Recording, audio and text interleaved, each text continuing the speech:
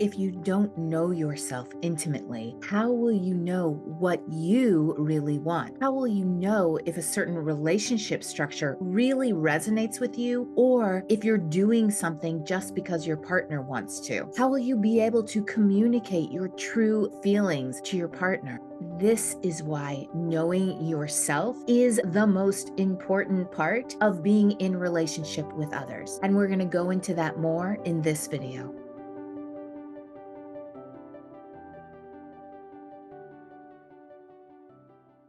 First, if you're new here, I'm Carrie, a relationship diversity advocate and podcast host of Relationship Diversity Podcast. I'm passionate about teaching you the tools to design a relationship most in alignment with who you are. I help you question and explore all the things you thought you knew about relationships and share tips and thoughts about all the diverse ways we relate to ourselves and others. If you want to learn more about relationship diversity, hit the subscribe button, like this video, and let me know what you're really wondering about in terms of relationship structure. Now it's story time. And this is from my own life. And it's to illustrate the importance of being aware and doing your internal work to understand what the underlying scripts are, which are the programs that are creating your life. When my parents got divorced at 12 years old, my mom had to take on a retail commission job. She had been a stay-at-home mother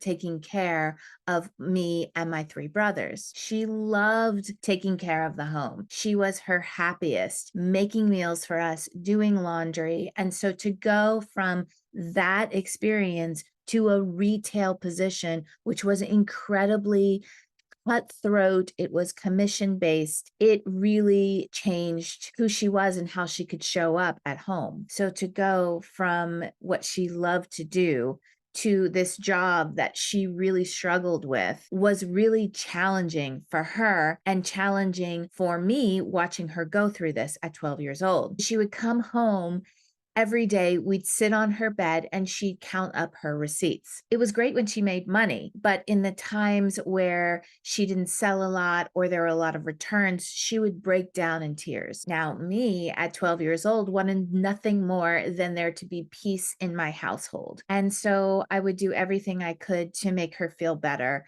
I would comfort her and tell her that everything was going to be okay. I did my best to figure out who I was as my identity was beginning to form as a young woman. But in my attempt to comfort her and to create more peace in my household, I began to take on the identity of always wanting to do what other people wanted, to bring happiness to other people. It was on an unconscious level, but it began to be coded into my identity. And it followed me into my relationships as I began having relationships. So here I saw my mom struggling to make ends meet, struggling in a new job that she really did not like. And I made a declaration to the universe. And that declaration was that I will never let a man support me, that I will figure out how to be independent, how to take care of myself. I made that declaration to the universe and then completely forgot about it. This was a reaction from what I saw my mom going through. And as the years went by, it actually really did serve me. I became very independent. I left home as soon as I could.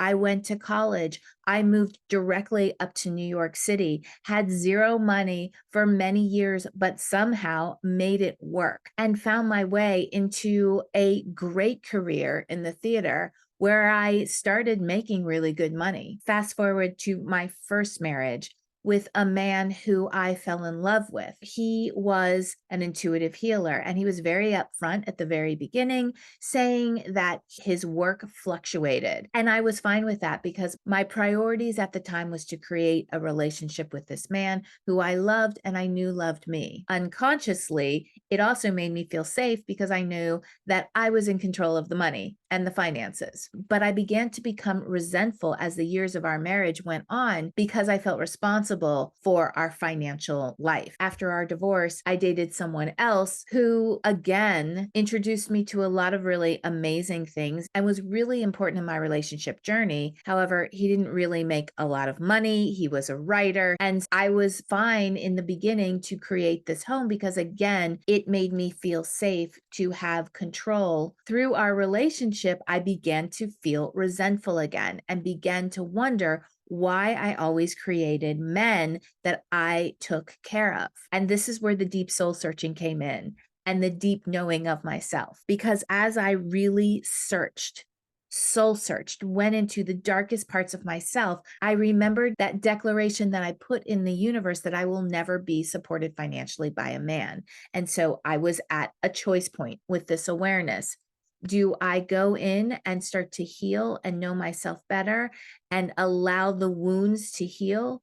Or do I continue unconsciously down the route of letting my wounds control my reality? When I opened myself up to the possibility of a man supporting me, the fear was intense. But I mustered up the courage to do my inner work, to do that dark shadow work. I learned how to trust that I was going to be okay, that I wasn't my mom, that I knew how to support myself, that I knew how to take care of myself. I rewrote my story by looking head on at the fear and saying no. And not too soon after that, a man who had become my second husband came into my life. And he had a very different way of looking at co-creating a relationship. He wanted to come together on our finances. He knew that there were time and spaces for him to show up, that if we really wanted to have a family, that he wanted to be the one to financially support our family while I took care of the children that we were hoping to have. I rewrote my life by going in and learning more about myself. I was not my mom. I was my own self with different experiences than my mom. I found that knowing and accepting ourselves allows our uniqueness to shine through. It makes us radiant and attractive. It becomes our internal barometer for every interaction. Now, add on to that the truth that we are continually evolving, and right there, you've created the environment for a fulfilling life. Here's how that could play out. Let's say someone comes to me to work on their project. The unconscious wounded response looks like this. I respond from the unconscious belief that I just want to be loved and needed at any expense. I say yes. I find out that their morals and beliefs are much different than mine. They're cutthroat and don't really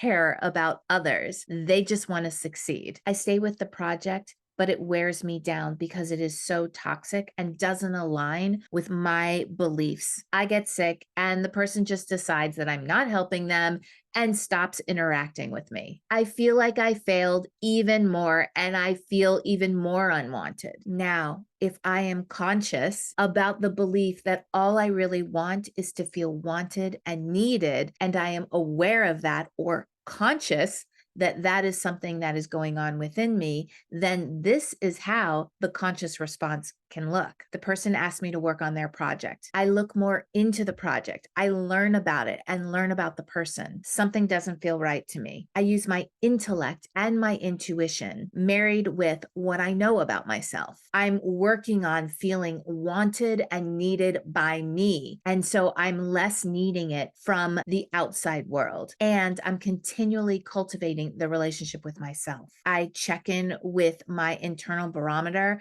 and I know that a competitive, cutthroat environment is not good for me. And it's not what I want. I consciously and compassionately tell the person that I'm going to pass on the opportunity and wish them the best. When we substitute the idea of exploring relationship diversity and your own relationship structure into this scenario, knowing yourself is imperative. Because like I said at the beginning, if you don't know yourself intimately, you're not going to know when a structure feels misaligned with your needs, wants, and desires. You're not going to be able to communicate your true feelings to your partner or partners. You may not know when something really isn't right for you, or if it's triggering a wound that you're really wanting to heal. Because no matter what your relationship structure is, I believe that relationships are reflections as to what is going on within us. This belief can be terrifying, but it also can be really empowering because I take ownership of my story. I choose to be conscious with what is going on within me. When looked at in this way, relationships can be the most beautiful way to understand what is going on deep in our subconscious and what is coming up to be looked at and released. It invites you to be the co creator of your life instead of the victim to your circumstance. And I believe this is how we're really meant to live our lives. So this all may sound really great, but how do you really do it? Well, stay tuned for the next video where we're going to talk about how to really get to know yourself. Until next time.